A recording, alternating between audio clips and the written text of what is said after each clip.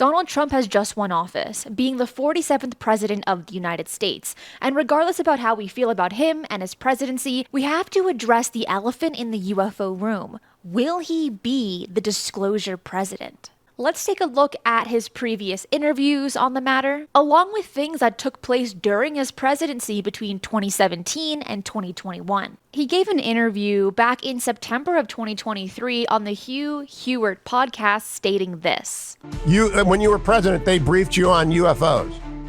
I was briefed, yeah, I was briefed.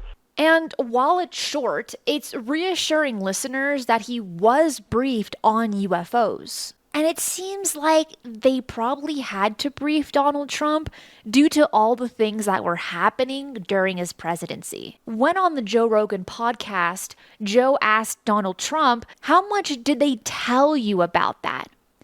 And Trump's response was, a lot. First, we need to see what happened during Trump's presidency to get a better understanding on why he was briefed and maybe how much he was briefed on. So there were several significant UFO developments during his time, beginning with the 2017 New York Times exposure of the Advanced Aerospace Threat Identification Program, better known as ATIP.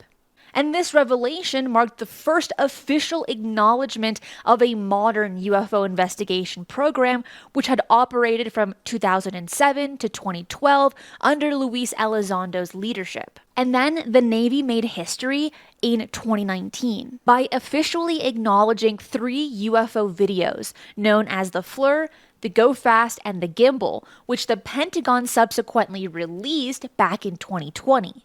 And these videos captured unusual aerial phenomena recorded by Navy pilots, including the widely discussed USS Nimitz and the USS Theodore Roosevelt incidents. And of course, we have to bring up Commander David Fravor when he gave his testimonies on the encounters that he had with the Tic Tac back in 2004. As you know, my name is David Fravor. I'm a retired commander in the United States Navy. In 2004, I was a commanding officer of Strike Fighter Squadron 41, the world-famous Black Aces. We were attached to Carrier Wing 11, stationed on board the USS Nimitz, and had begun a 2-month workup cycle off the coast of California. On this day, we were scheduled for a 2v2 air-to-air training with the USS Princeton as our control. We arrived at the location at approximately 20,000 feet in a controller called Merge Plot, which means that our radar blip was now in the same resolution cell as the contact. As we looked around, we noticed that we saw some whitewater off our right side. It's important to note that the weather on this day was as close to perfect as you could ask for off the coast of San Diego. Clear skies, light winds, calm seas, no whitecaps from waves. So the whitewater stood out in a large blue ocean. All 4 of us, because we were in F-18Fs, so we had pilots and Wizzo in the back seat, looked down and saw a white tic-tac object with a longitudinal axis pointing north-south and moving very abruptly over the water like a ping pong ball. There were no rotors, no rotor wash, or any sign of visible control surfaces like wings. As we started clockwise towards the object, my Wizzo and I decided to go down and take a closer look at the other aircraft staying in high cover to observe both us and the Tic Tac. We proceeded around the circle about 90 degrees from the start of our descent, and the object suddenly shifted its longitudinal axis, aligned it with my aircraft, and began to climb.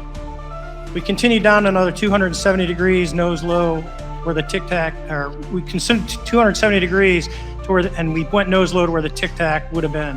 Our altitude at this point was about 15,000 feet, and the Tic Tac was about 12,000. As we pulled nose onto the object, within about a half mile of it, it rapidly accelerated in front of us and disappeared. Our wingmen, roughly 8,000 feet above us, lost contact also.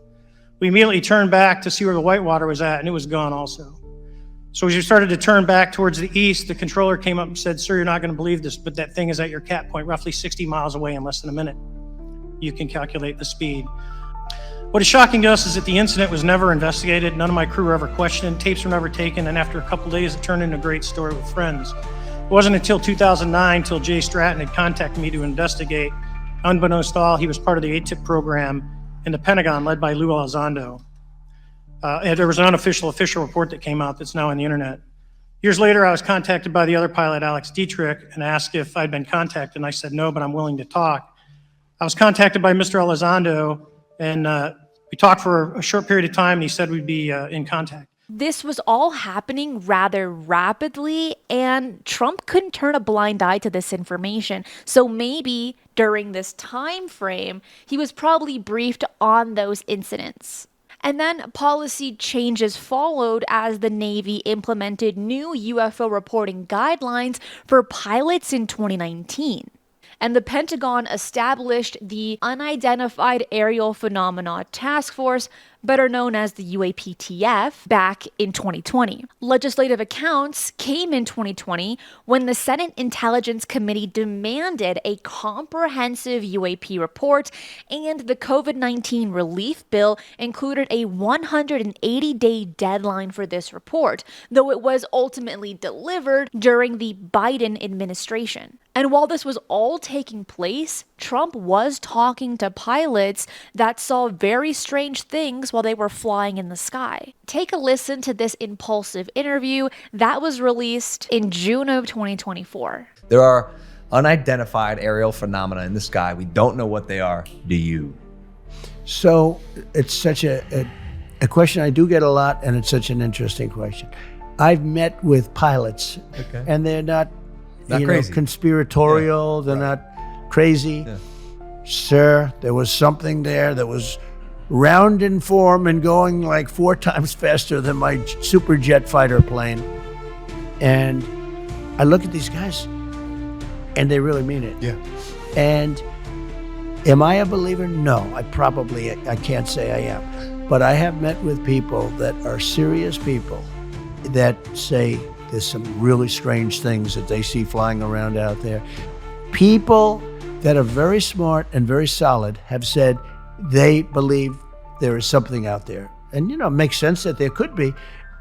I've never been convinced, even despite that. I just, for some reason, it's not my thing. And during those 4 years, there were a handful of key figures on the topic, one of them being Luis Elizondo, former Deputy Assistant Secretary of Defense Christopher Mellon, and Navy pilots Ryan Graves and Alex Dietrich, who publicly shared their encounters.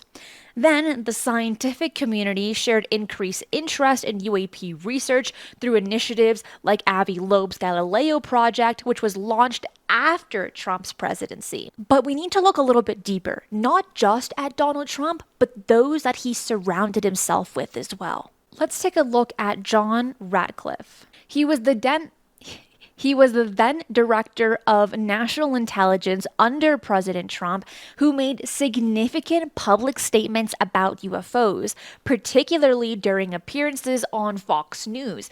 And he emphasized that government records contained more UAP sightings than what have been made public, with many incidents being difficult to explain and captured by multiple sensors, leading credibility to the observations. And Ratcliffe noted that these weren't isolated accounts, suggesting a pattern of unexplained phenomena and warranted serious investigations. And following his time in office, Ratcliffe has maintained his stance on UFOs while carefully navigating classification restrictions, and he expressed frustration about being unable to declassify more information during his tenure and has called for greater transparency, especially following whistleblower testimonies like David Grush, though he maintains that significant data still remains unreleased to the public. And he is just one of many people that have spoken out about UFOs to this extent. We also need to keep in mind that Donald Trump isn't the first president to talk about or show a slight interest in UFOs. Presidents Barack Obama, Bill Clinton, George W. Bush have all admitted to getting briefed on the subject, and Clinton even admitted to sending people to search Area 51, but he was blocked at the gates. President Jimmy Carter, who also had his own UFO experience, said that he was briefed on UFOs. And it is believed that John F. Kennedy had his hands on UFO information that he wanted to release to the public in the 1960s. But to the public's avail, none of these presidents did anything to push UFO disclosure, at least in the public eye. Nevertheless, people are rooting for President Trump to be the UFO disclosure president in his second term. Listen to what he had to say on the Lex Fridman podcast in September of 2024. So a lot of people want to know, will you help push the Pentagon to release more footage, which a lot of people claim is available? Oh, yeah, sure, I'll do that. I would do that. I'd love to do that. I have to do that. But they also are pushing me on Kennedy. And I did release a lot, but I had people come to me and beg me not to do it. But I'll be doing that very early on. But I would do that. What's interesting here, and one pattern that we're seeing, is that he displays publicly that he doesn't have a real interest in UFOs, but so many people are asking him about the subject. So what now? All we can do is wait and see what Donald Trump is going to do in his next 4-year tenure. But one thing's for sure, all the information that comes out about UFOs will be covered right here on this channel. If you enjoyed the show, hit that like button right down below and comment your thoughts on what you think is going to happen in the next 4 years when it comes to UFO transparency. Are you optimistic or pessimistic? Let me know right down below. That is it for today. I will see you next time. Be safe, and remember, keep your eyes on the skies.